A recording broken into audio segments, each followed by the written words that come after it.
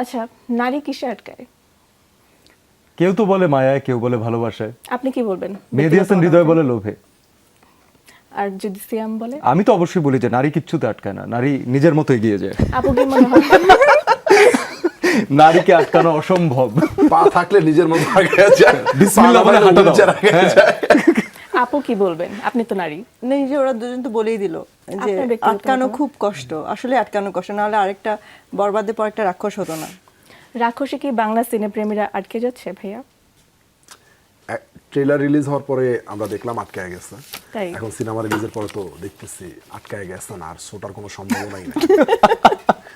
সুমি আপু কি বলবেন?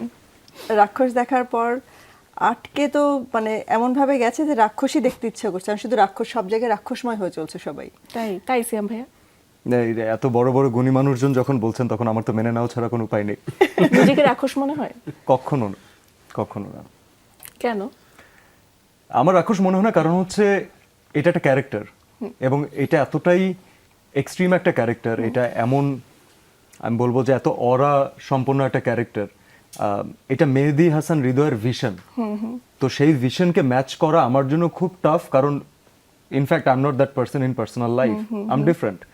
বাট যেটা সে ভিশন দেখেছে, যেই ক্যারেক্টারটাকে সে তৈরি করেছে, ক্যারেক্টারের নাম রুশো, সেই রুশোকে সে যেই পর্যায় পর্যন্ত নিয়ে গেছে, এটা চিন্তা করতে অনেক গাটস লাগে।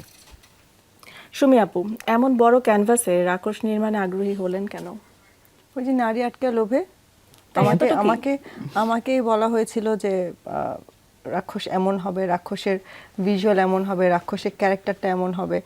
আর মেহেদী হাসান হৃদয় এসে কোনো কিছু বলবে, কোনো গল্প শোনাবে, সেটাতে আটকাবো না, এটা হয় না। তো ওই মানে ওর গল্পেই লোভ, তো আমি ওইখানে আটকে গেছি।